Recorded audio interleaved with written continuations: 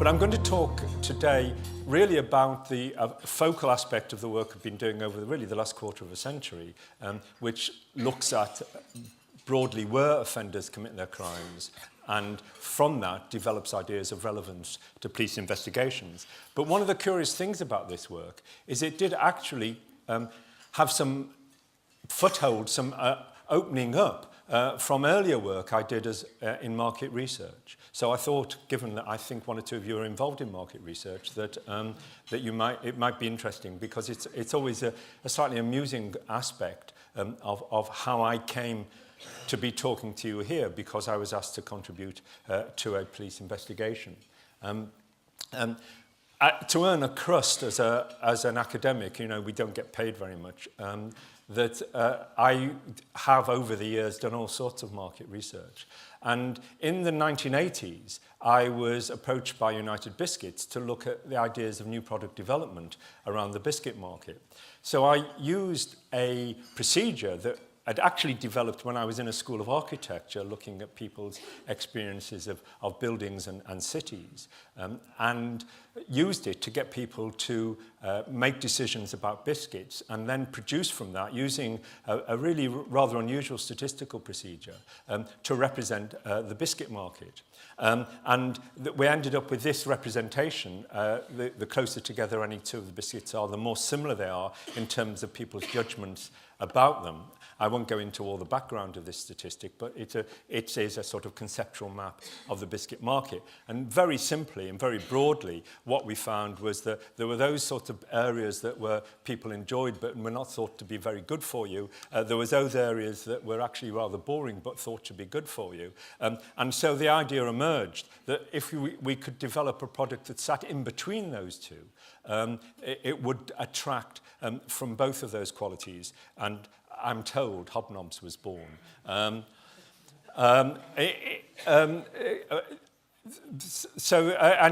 procedure actually, the funds we got from that enabled me to actually get an early desktop computer. Probably most of you are too young to remember that Britain had a competitor for the Apple. It was called the Apricot. And it was a small desktop computer. We used to call it a luggable, that I was able to purchase to develop this software as part of this project.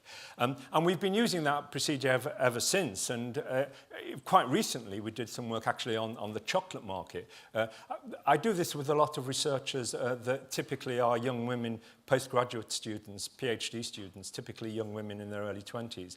If ever you work with young women in their early 20s on chocolates, beware. It is quite remarkable what their obsession is with chocolates. Quite remarkable. We had products that we were using as part of the event, and it was only a couple of years later when I got them out of the box and started looking at all these examples to find out every one of them had been very carefully opened and all the content taken out and then very carefully closed again. But if you're interested in this, I actually, as part of that project, we made a video of it, and it's on Prof DVC on YouTube, where we describe the whole business of mapping out a market. And what happened was that in 1985, there were a series of rapes and murders around London that the police had broadly linked together on the basis of descriptions, broad descriptions from the victims, some of the details of how the crimes were committed, and other aspects of, it was before DNA, they had some blood typing that linked some of the crimes together. And by a roundabout route that is actually described in my book, Criminal Shadows, you can get the American translation of it. The English version is no longer available, but I did do a version that was published in America that you can still get hold of. It's a third shorter, and all the jokes have been taken out. And we actually literally translated some of the words, like biscuits into cookies and so on. But that book describes what happened, which was that by a roundabout route, I had been in touch with the police. They'd thought that this American notion of profiling might be interesting. But they were they were suspicious of it. They thought that the FBI was probably overselling the idea, which of course they were. But also, sorry, are there any police officers in the audience? No, okay, well, good. And they also thought perhaps it's not relevant to Britain anyway, because if you really want nasty, really bizarre murders en masse, enough of them to study, you've got to go to America, really. And so they were wondering whether it was relevant, and I had done a little discussions with them, and one morning they asked me up to the police training college in Hendon, where they brought together a whole group of police forces, because these crimes occurred actually in 3 different police forces. So they had combined them together, and all the senior officers, unknown to me actually, were meeting together to discuss what they were going to do about these rapes and murders. And I don't know if you've ever been in a room of police officers. For a start, they're all a bit taller than you, and no matter what you've done, you feel vaguely guilty. They actually said to me, and I still remember these words, because they changed my life, and I wouldn't be talking to you here now if they hadn't said this. They said, can you help us catch this man before he kills again? And you don't actually say, you know, well, I'm actually a bit busy at the moment. I knew they wouldn't actually pay for this. But that they have a lot of resources and people available. And so I said, well, actually, I've got this Apricot computer with, I think there's some analysis we can do, but we need to examine and sort out the material that you've got. Can you let me have some people to work with me to sort this out? And they said, you'll have 2 police officers with you on Monday morning. One of them, who has, I have to tell you, his name is that you wouldn't believe it if you have it in a fiction. His name was Rupert Heritage. And Rupert actually worked with me for about 6 years after all this. But he tells a story that he'd been on holiday at the time, and he came back, and he was told he was going to work with a computer and a professor, and he'd never seen either before. The reason they chose him, actually, was because he was very well organised and had the material very systematized. And one of the things that I did with the Apricot was to produce a diagram of the crimes. So each of these dots, each of these numbers is a crime. For legal reasons, I've tried to map out the names of all the victims. But this is the actual document that we produced in 1985. Each of the points is a crime. And we used an analysis that puts the crimes closer together, depending on how similar the pattern of behavior is across the crimes. And then round the edge, we've written the descriptions that the victims, so these were all the rapes that were thought to be linked. Round the edge, we've written the descriptions of all the victims that were collected.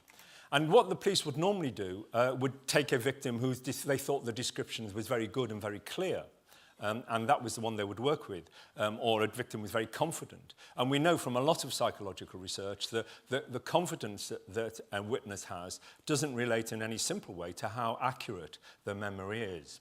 There are all sorts of processes going on in a person's confidence and their accuracy of the memory. So what we did instead was to look where there was a mixture of similar descriptions and crimes that clustered together that were similar behaviours. And you'll see, they're actually the crimes in the bottom right-hand corner are those that we know they're similar to each other because they're all together on the map, so the patterns of behaviour are similar. And when you look at the descriptions, you've got some similarity there. So the other thing that this actually tells us, that we've developed a lot since then, is it tells us about the different styles of behaviour, because the different areas of this plot of this sort of conceptual map of the crimes. The different areas represent different styles of criminal activity because they have different patterns of behaviour. And in fact, an awful lot of our research is built around the study of those patterns of behaviour. I emphasise that because I'm not going to talk about it anymore, but it is a major aspect of our research, because I'm going to talk more directly about the geographical issues that we've also been exploring over the last quarter of a century. But in this particular case, what we also found from the behaviour was that as time went on, the offender became more determined. In fact, to begin with, there were actually 2 people involved in the offences, in the rapes. But later on, there seemed to be only 1 person involved.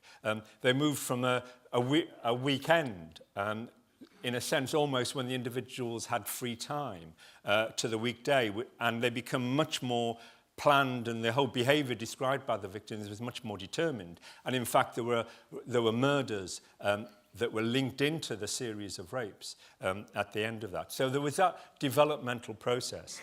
We also had this map of where the crimes had occurred. And one of the things I asked Rupert to do was to organise this map in terms of years of when the crimes had occurred.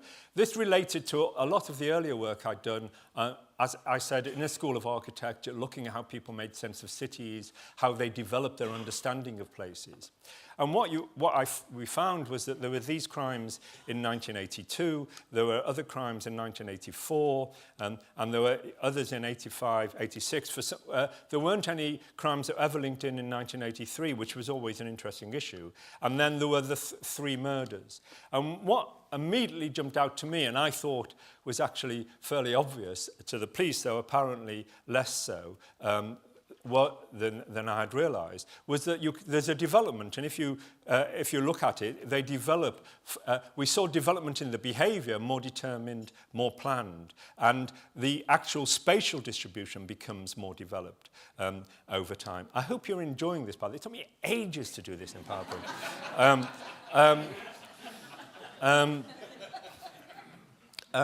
So if you really think of that developmental process, you can and sort of run it backwards and think, well, in the early stages, it was almost haphazard, opportunistic, but later it became more determined. If you run it backwards, it suggests that, in fact, the offender had some reason for being near to these early crimes, and the likelihood he was living close to those, just using the opportunities that were available. And that was drawn on by the police, together with the other information we had about the description and some other material that we developed around what I call the consistency hypothesis, which is the idea that crimes are really just an extreme version of what happens in the rest of a person's life.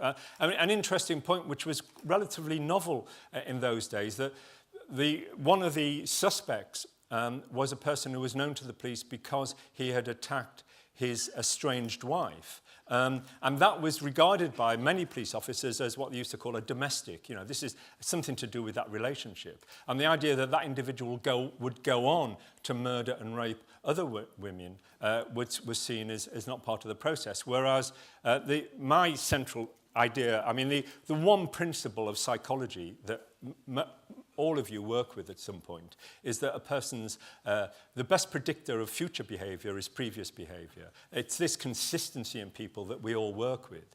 And that is the assumption that has gone through our work for the last quarter of a century, that we find works in many different ways. And so the assumption was that the individual had a home at that particular location. And the police set up a surveillance activity that really gave rise, on the basis of this description that we'd put forward, that talked about the fact that he'd had a previous relationship because of the way in which he related to victims, the descriptions that we'd drawn from the analysis, and the important stuff about where he had lived in the early offences in 1982-83.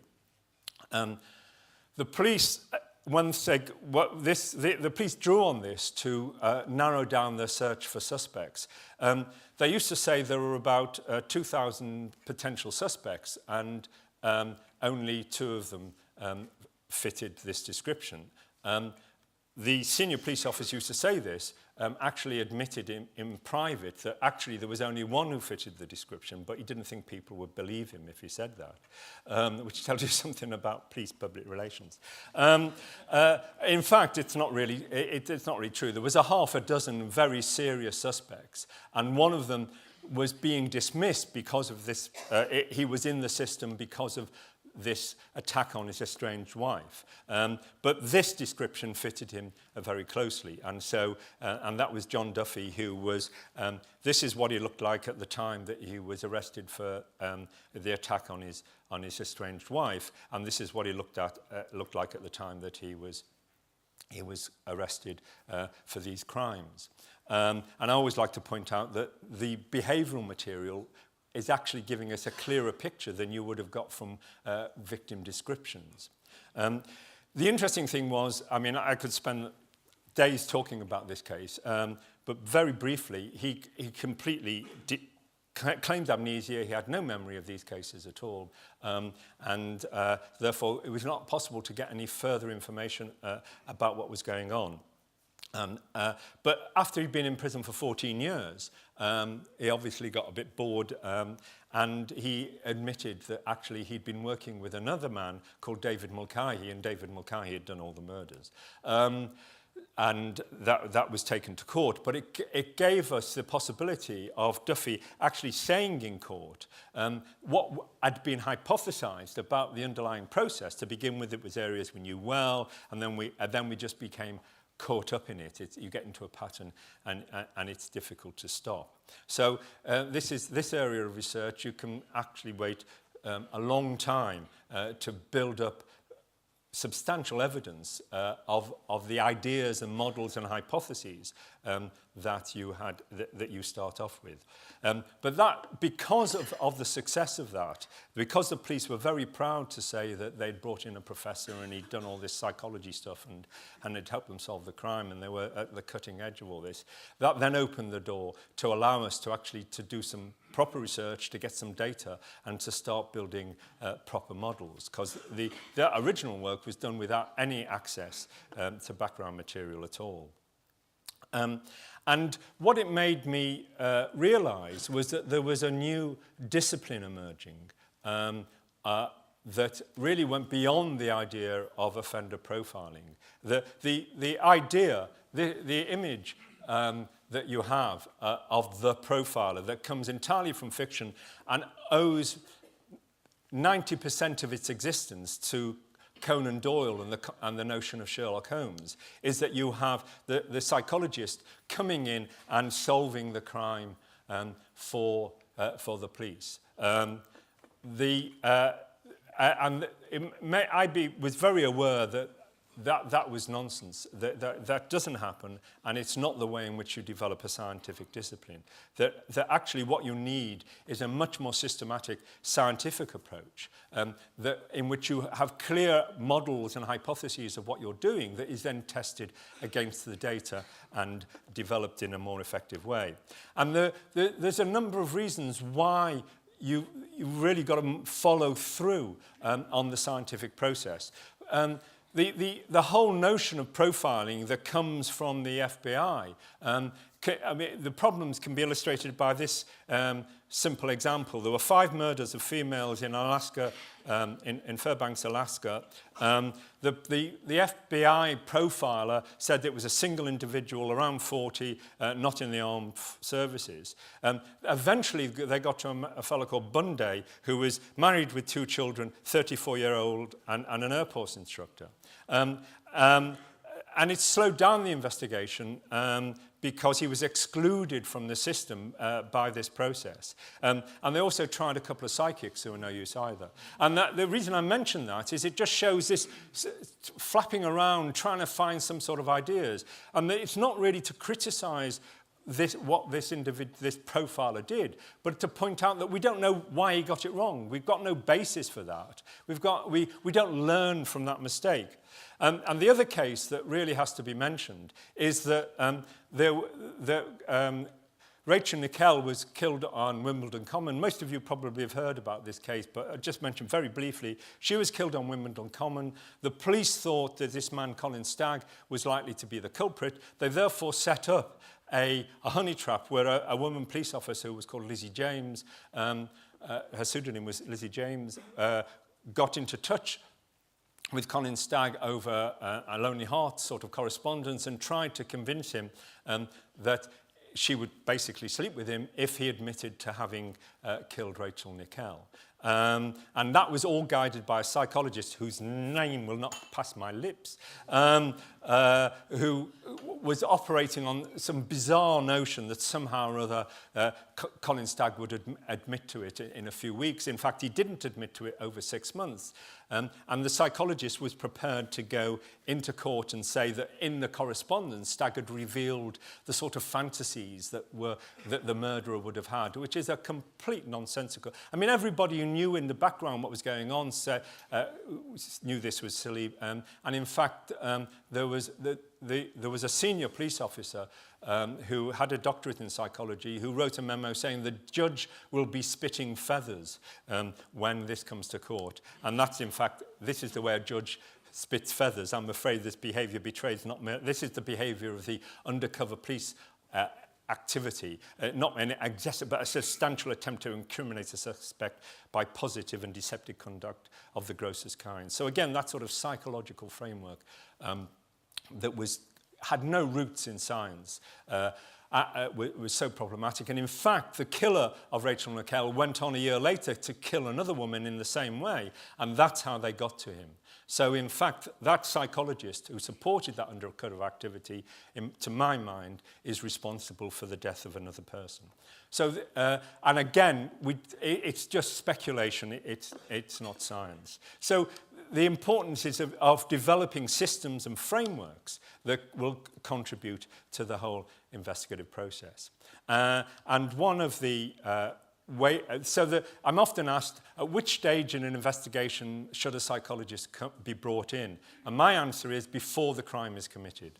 In other words, it's the way you think about the criminal activity, it's where the police are trained, it's how they collect their information, how they carry out interviews, all of those sorts of processes, which is what investigative psychology is now about the whole range of issues, not just speculations on the characteristics of the individuals.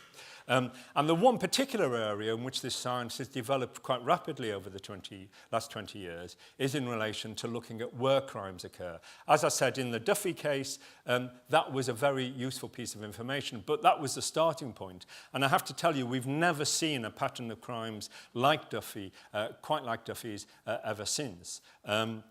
And I think one of the reasons is that we just don't get that scale of criminal activity, that length of series in Britain that often for it to develop in that way. And so what we've done is to develop this whole approach working around those geographical issues that we call geographical offender profiling. And it looks at where crimes occur, and it develops both an understanding of criminal activity, and we've developed decision support tools, computer systems that can provide insight to police investigations. And in fact, the course that my colleague Dr. Youngs and I gave in South Africa a couple of weeks ago was actually training them in geographical offender profiling, using the systems that we've developed. And it all has its roots in the book I published, The Psychology of Place, that was actually published in 1977, which studied how people make sense of cities. And one of the things we used to do in those days was ask people to draw sketch maps of an area they know. Well, this is an offender's sketch map of where he committed his crime, his burglaries. And you can see the little crosses are where he committed his burglaries. So he's a sort of busy chap.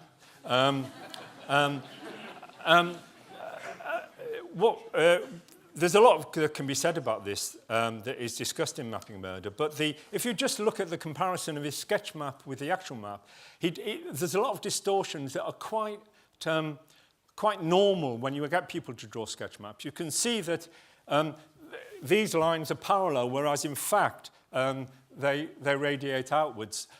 You can see that he's setting a very distinct area. He'll come past the police station after a crime, but not go too far away from it, because coming back with the goods is when you're more vulnerable. And this area on the other side of the canal is a totally different sort of area. So you can see mentally it's a much more constrained set of ideas, a much more constrained area mentally that takes him into that particular locality.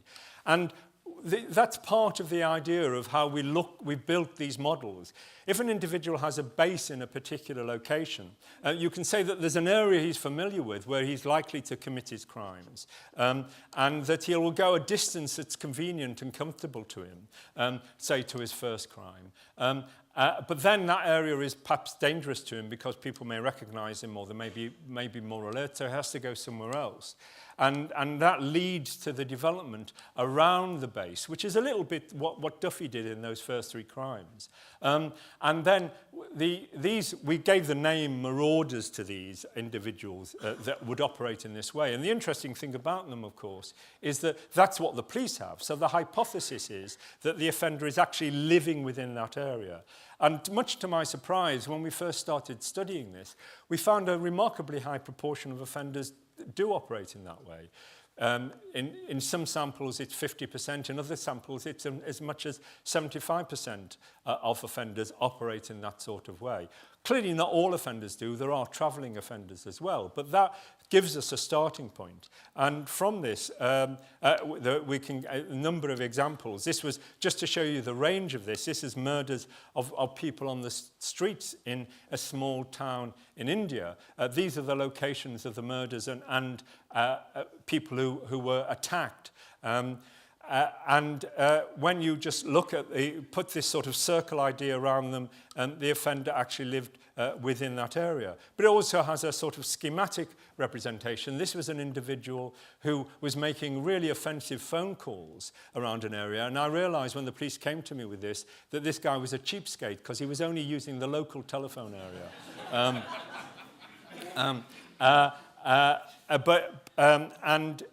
And in fact, he lived within, really right within the middle of that area. So these basic ideas have given rise to the software that I developed that I called Dragnet. I thought I'd make my fortune by turning it into a computer game, but discovered that Sony had already trademarked the name Dragnet. They're keeping it. But this software takes these ideas further. It first of all deals with the simple idea of propinquity, that offenders tend not to travel too far. This is the frequency distribution of distances from home of burglaries, and you can see it drops off very quickly. So you can model that probability, taking an offence location, and really this is a conceptual representation of those probabilities around it. And then also the idea that I've already mentioned of the sort of structure of the crimes around the offence, around the home base. And you can add up the probabilities. This is a sort of conceptual framework and arrangement of how the probability system works. You add up those, and that gives you a representation. And this, for instance, is a series of offensive prowling activities, aggressive prowling activities in an area actually in New Zealand. And on the right there, you've got the Dragnet model of it, showing you the high density area in red was actually that's where the offender was living. So we've got lots of examples of this working. It doesn't work it doesn't work in all cases. but it works often enough to be of some interest and some use. And this was a guy who left bombs around London as part of an extortion campaign. And this is the sort of analysis that his crimes indicate. And the interesting thing is that he lived near the grouping on the left, but his ex-wife, who he used to visit as well and prepare the bombs when he was there, lived in East London on the right there. Sorry, he lived on the left, on your left there, but he also had a base on the right, and that is illustrated in these locations. This is your man, Edward Pierce. This was a series of bedsit rapes, just to show the police originally thought this is all committed by the same person because the descriptions were very similar. But when you looked at the details of the behaviour, you could distinguish between them. And in fact, there were two offenders living. The crimes in the upper left were committed by the individual lived where it's indicated, and the ones to the lower right. So you can see how these patterns actually operate. The important point is that it doesn't occur. I don't want to give the idea that this always works and it's just a simple formula. And in fact, you can test how effective it is. Using this diagram on the right there, the elbow shows that there's something like 60% are within the sort of 10% search area. And it's because there's an elbow there that this is useful. But psychics and a lot of people selling systems will tell you about when they work. But not tell you the whole distribution of what is possible. That's why I think it's always important to point out that we know it works magically under some cases. The police have actually said, we thought you had the name and address, but you were just keeping it from us. In other cases, it's completely wrong. So it's developing our understanding of that, which is what the research is about. I'm just going to rush on to finally talk about Jack the Ripper. These are the locations of the crimes of Jack the Ripper. Nobody, obviously, is still open as to who likely to be. When you do the Dragnet analysis, you come up with an area of London that is an intriguing area. And what is particularly intriguing is that a diary was found which, contrary to what is often said, nobody's proved is either genuine or not, that purports to be the diary of Jack the Ripper, apparently written by a Liverpool cotton merchant, James Maybrick. I really like the idea, having come from, actually grew up just around the corner from where James Maybrick lived, I rather like the idea that the first serious serial killer in modern times was a Scouser. And the intriguing thing about the diary is that there's only one direct reference to a location within the Whitechapel area where the Jack the Ripper crimes occurred. As James Maybrick, he refers to taking rooms in Middlesex Street. And when you do the analysis on the map, you see that's where Middlesex Street is. So either the diarist was very clever in terms of working out where that location might be, or there's something going for it that makes it much more viable.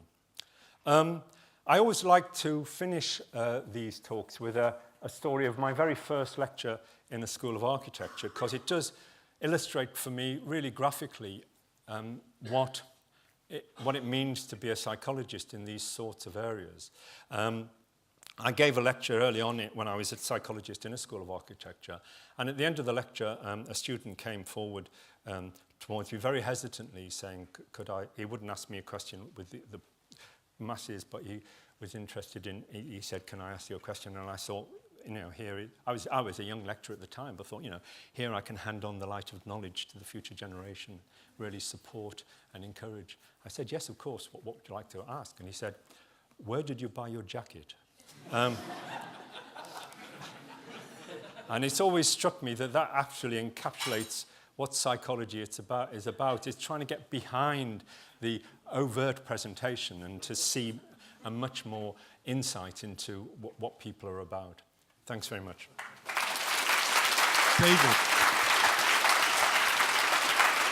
David. David, that was just wonderful. Thank you so much for that. We've got a strict about 3.5 minutes or so to take any questions. If there are anybody that would like to ask, we've got one at the back. Yes, what do you think of the psychopath test? You know, there's a book by John Ronson, and who mentioned the same case as you did. Yes, so do you feel it's worth investigating? Does it work? Or is it complete? Okay, John Ronson's a journalist. He knows absolutely bugger all about psychology. I know him quite well, and he's screwed me once or twice in terms of accounts he's given of my work. I've told him this directly. So if you're interested in psychopathy, don't read John Ronson.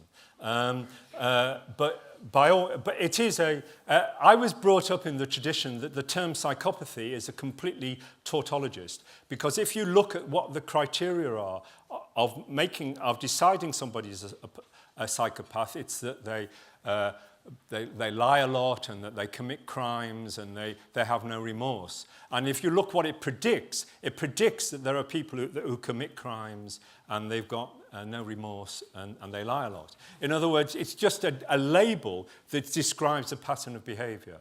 And actually, my colleague Dr. Youngs and I, we did interview some designated psychopaths on their behalf in relation to human rights work we were doing. And I have to say that up until that point, I didn't believe in psychopathy, but clearly there are some extreme individuals who are very scary folk who really deal with the world in a very strange and distant way. So sure, there are those extreme individuals, but whether the term psychopathy really helps us to understand them is something that I'm not sure about.